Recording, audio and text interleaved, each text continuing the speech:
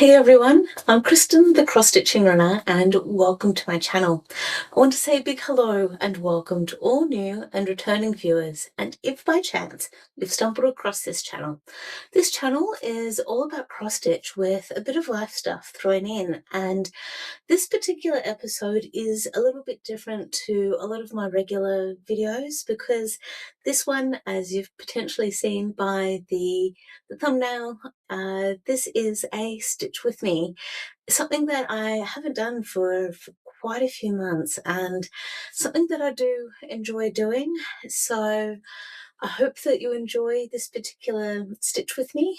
It is also occurring because while you are potentially watching this catch up stitch with me, I am participating in an online stitching event hosted by the Black Needle Society. It is the Downton Abbey seasons 3 and 4 installment of their awesomeness. So I hope that you enjoy what you see in terms of the project that I'm working on, and I hope that you enjoy some of the chatter that goes along with me doing the stitch with me. So I hope you stick around and check it out and that you get some stitching done as well. Other than that, I will see you in a couple of weeks' time with a lot of stitching catch up, progress and such, and a bit of a review review of how things went with the stitching retreat. See you soon. Thank you so much for joining me for this particular stitch with me. As we can see, I am working on the Witchy Stitches Stephen King house, and I'm stitching this particular piece on 32 count opal even weave called Royal Princess, and it's been hand dyed by Paddock Lane Designs. I'm stitching it 2/2 using all of the Cold War colours and using the theme of the Stephen King house and haunted houses, spooky things that happen connected with it. One of the things that I love about the unique way that my brain thinks, and then going along the lines of creative writing, and especially this was something that I had picked up on many years ago, back when I was perhaps in my late teens, early 20s. I was reading as much as I could about Stephen King and his books, and especially about creative writing. And it was, I'm pretty sure, in Stephen King's book called On Writing, where within there he had said that a lot of his books were based around the what if factor, or the what if question rather. And this is where my brain started thinking about this particular stitch with me and trying to flip the idea on what it is to have a haunted house. And with a lot of the haunted houses and the movies, books and such that are centered around it, the haunted houses usually center around events that have happened to the house, or the house has been built on land where things have happened historically. So there might have been a battleground, there might have been a cemetery at one point, or those sorts of things. And where my headspace started going was flipping it around and going, what if a newly built house wanted to be haunted? How would that house go about getting haunted without going down the typical path of waiting for said events to happen to it? What if this house that wanted to get haunted, what steps would it have to take? Would it need to go to a body corporate style of setup to gain approval from said body corporate, or the all-knowing house that ruled over certain houses within a neighborhood? And then if it did get the approval, what sort of criteria would it need to meet to actually get haunted? And what sort of things would that house need to do to be able to signify or establish itself as being haunted without any other human interaction? And this is where I am now going to lead into a very much rough draft of the first chapter of The House That Wanted to Be Haunted. And it is very much a stitch with me kind of story. It is again, a very rough draft. It is something that could very much be polished. And if I was going to wait for it to be polished to then share with everyone, then we would be waiting here a really long time. And if there's any comments or questions or suggestions that you have in relation to all of this, especially after hearing a bit of the story, I'd love to hear them. So pop them into the comments box below or anything along those lines. And yeah, let's kick it off. Okay. 23 Bayou Way, Charleston, was like any other house on the street. It was an unremarkable house built on a safe and unremarkable street in a safe neighborhood like any other around town. It was a part of a new residential development of a new suburb. All of the due diligence checks had been made. The native title community had been consulted.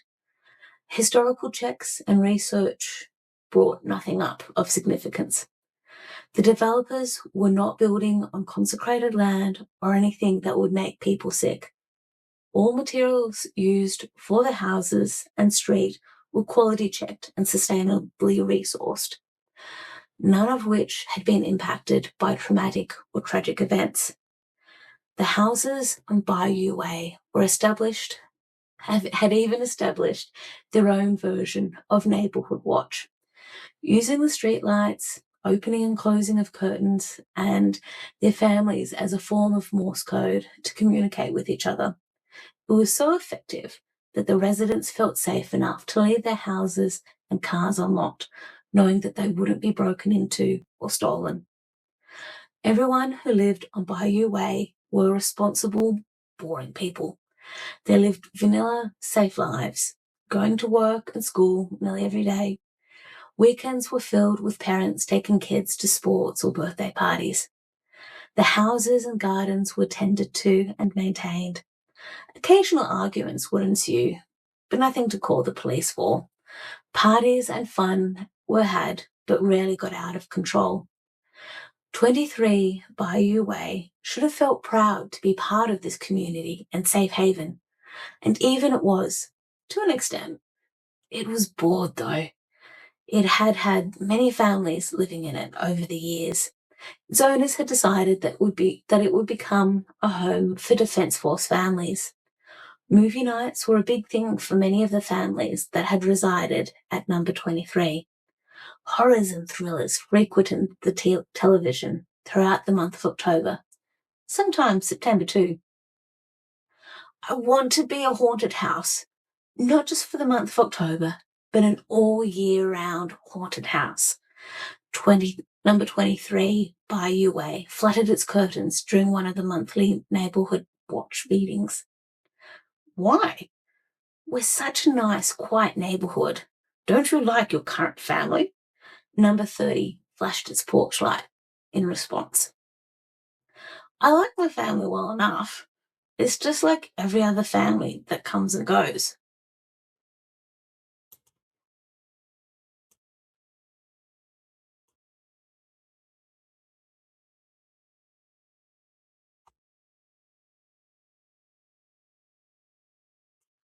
I'm bored with the same old, same old. Every day is predictable. I need some excitement. But that's the best thing about this street. It is predictable, argued House 20. I love that my family is stable and does the same thing day after day. It makes my job protecting them so much easier. How do you become a haunted house? House 22 asked cautiously.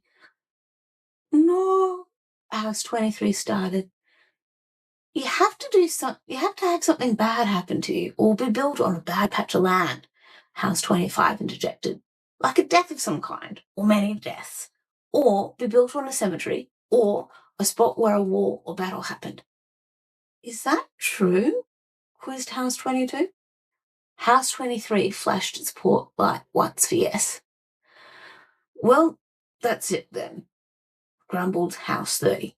You have to wait until you get a family move in that's tortured in some way and commits a felony.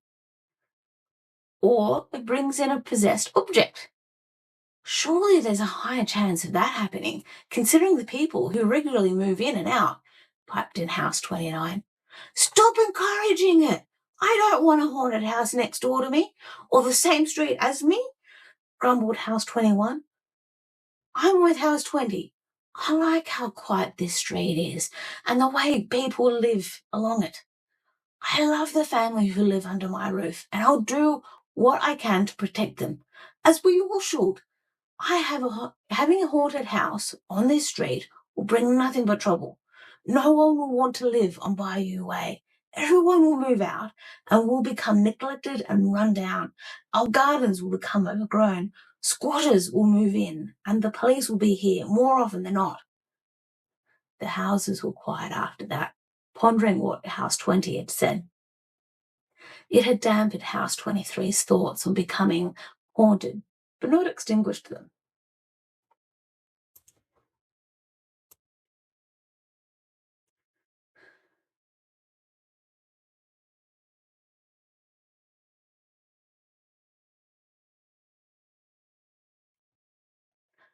I still want to be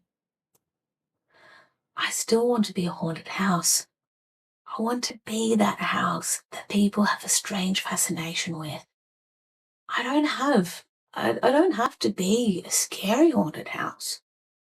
What if I was a safe haunted house and the rest of the street were the scary and unstable things that people were afraid of? What if I were like that friendly ghost Josie likes watching on repeat? Months passed before House 23 even remotely felt comfortable with raising the haunted house topic with the rest of the street. There was no denying that many of the houses were against the idea. House 23 didn't blame them and could understand. Some of the movie and TV shows its families had watched over the years were downright terrifying, but there had been other shows and movies that gave the impression that a house was haunted, but the reality was the complete opposite. The rest of the street was right, though.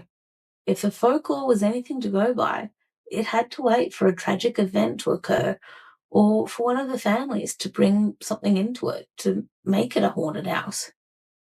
But what if there was a different way? What if I applied to the Council of Houses and made my case to become a haunted house?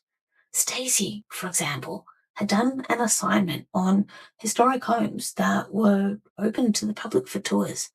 I could become like those houses. I could be open to the public and bring in revenue to make this street even better. How could the Council of Houses deny that? Rumour has it that they're always looking for money-making schemes. But that doesn't solve the problem, though. How do I become a haunted house without the prerequisites? Chapter 2. It had been raining for at least 2 hours of the drive. Dad reassured me that we'd nearly be there. This time he was right.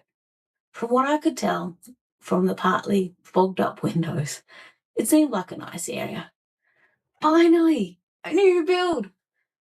Dad briefly turned and looked at me with a raised eyebrow and a slight smirk. I smiled back. The last place too rustic for you?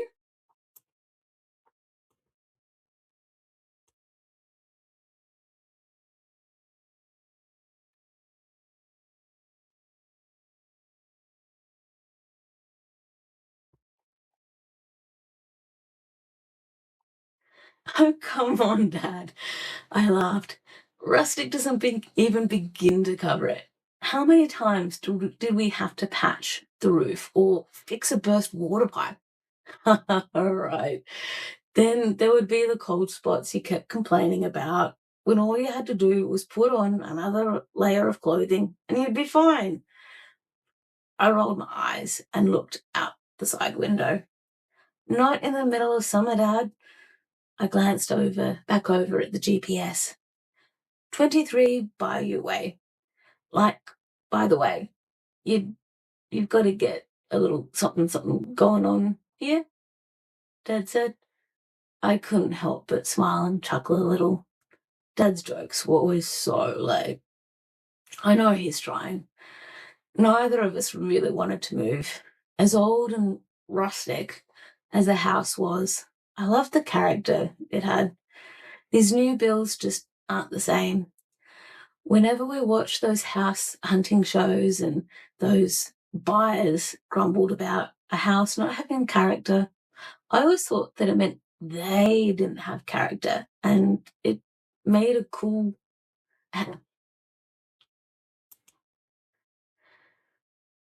Let's start that again. I really can't rephrase this well. So let's just start. I know Dad's trying. Neither of us really wanted to move. As old and rustic as the house was, I loved the character it had. The new builds just aren't the same. Whenever we watched those house hunting shows and the buyers grumbled about a house not having character, I always thought it meant that they didn't have enough character to make it cool and interesting. Seeing a lot of the houses here on Bayou Way, I'm starting to understand what those buyers meant. Joe turned into the driveway and turned off the car. So, this is it, huh? A new build for a new start. Again, I hope she likes this one. Next order of business, the new tenants at House 23. How are they settling in? Are they going to be a good fit for the neighbourhood? House 20 dulled its porch light. House 23 turned on its porch light and increased the brightness. They're fine. For now. They're quite dull and boring, really. What do you mean, dull and boring? Surely that's a good thing, right? House 15 quizzed from the front lawn sprinklers turning on. Yeah, for some it is. The father and daughter combo, though, they're not happy. Apparently they've had to move a heap of times and they're both a bit over it. Also, they've got a heap of weird stuff with them. House 23 dimmed its light a little. How weird? It didn't look like they had much stuff with them when they arrived. It was just them and the car. No truck, no trailer in tow, House 20 asked. True, but you don't have to have a lot of stuff or big bulky stuff for it to be weird. They have all these pictures and knickknacks that look like they belong to the man's mother or great aunt. Things like embroidered pillows and throw rugs that smell old and musty. Antique needles, scissors, and short sticks with these odd curved bits on the end.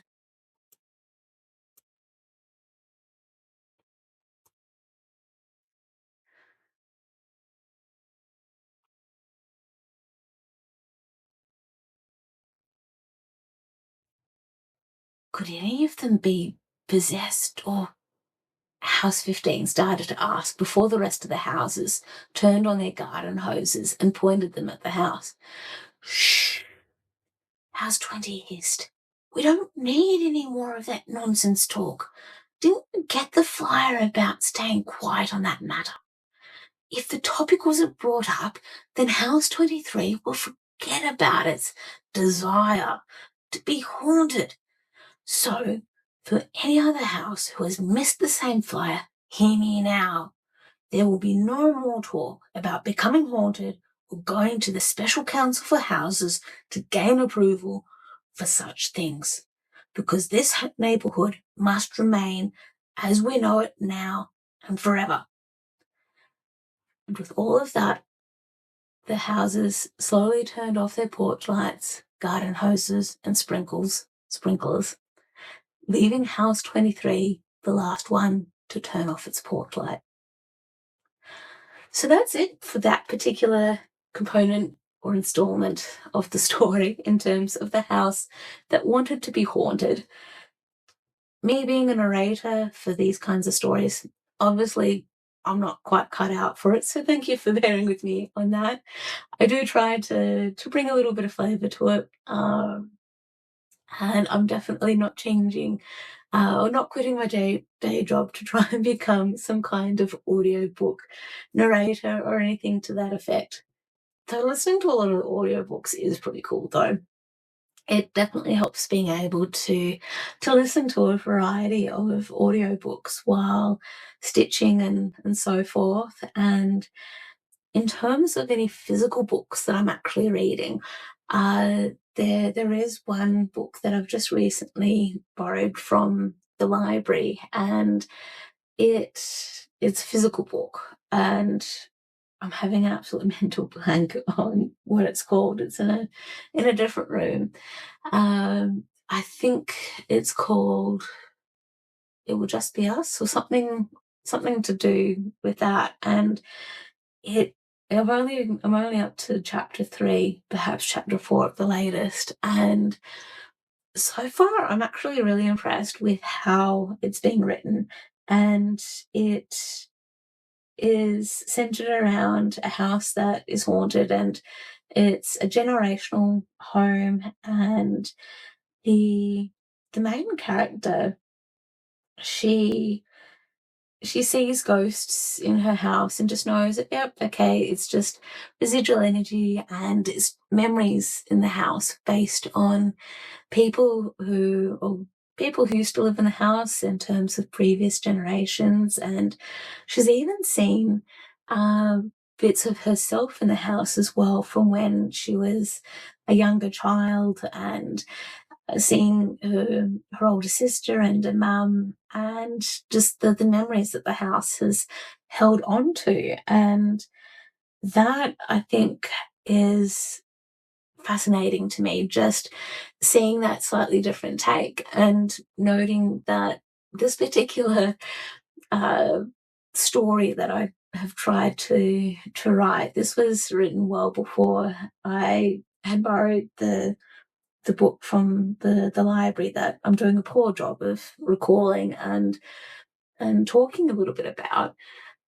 But I love that there are other people out there who have started thinking along similar lines and just trying to step outside of the box a little bit in terms of the tropes that we have come to know and love or love to hate within the different genres that we like reading.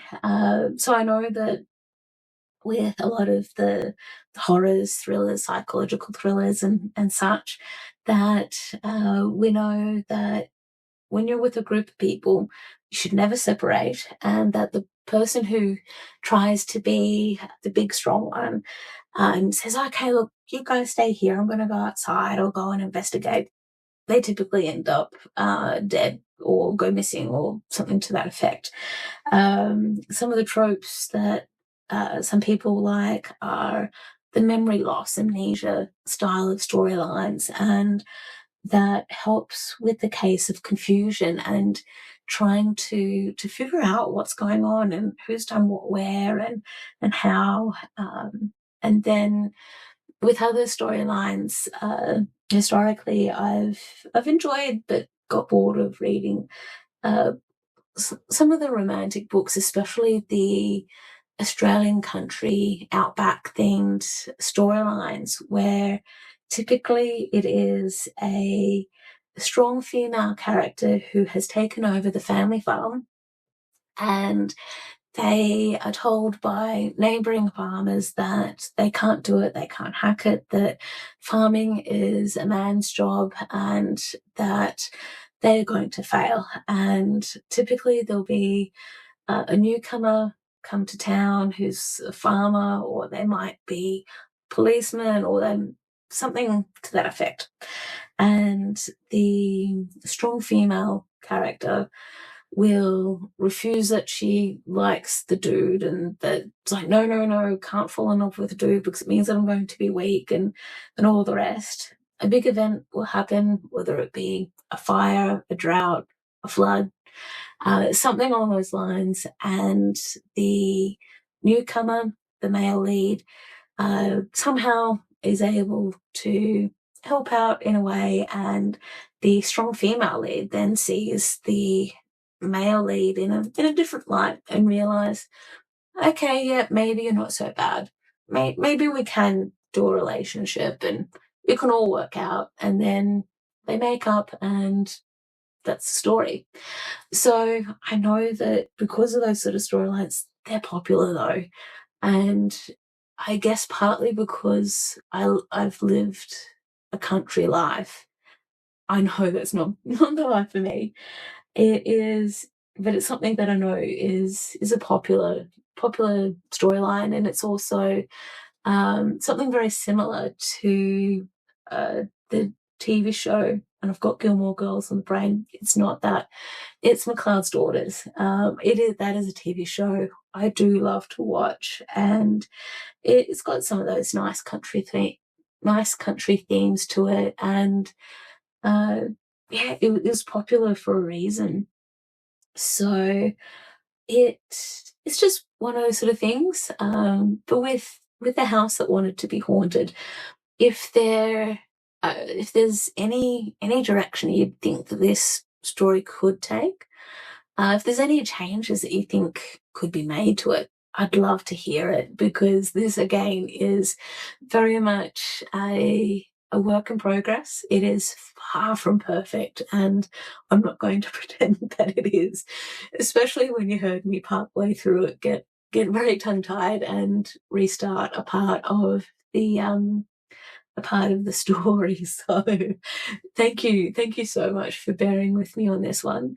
I hope you've enjoyed seeing the progress that I've made with the Stephen King house as well, because it so far this has been a fun stitch to make, and I definitely enjoy a lot of the Stephen King books. I haven't gotten around to being able to track down some of the older books that Stephen King has. Like I do remember the last time I did the Stitch with Me on this particular piece, when one of my lovely viewers had commented about the Green Mile, and I have been looking on my library's database or catalogue for the Green Mile, especially the audiobook, and the audiobooks that I have come across sadly are in German, which is really annoying because I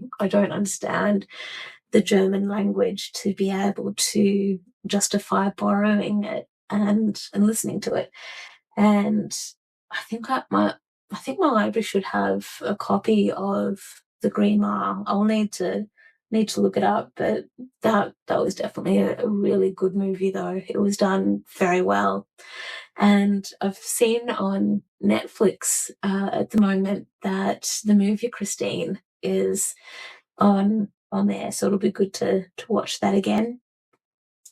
But with all of that said and done, I have been pretty well caught up with the AFL Stitching Challenge so far, and I might be a little bit out of date when we next catch up for just the regular stitching catch up and such. So we'll wait and see. With all of that said and done, I will wrap up now. And if you've enjoyed what you've seen and heard, I'd love for a thumbs up. If you haven't subscribed yet, please subscribe and click on that button that rings the bell, so that way you get the notifications to say when I've next released something. And until then, thank you all very much, and happy stitching, and I'll catch you next time. See you later.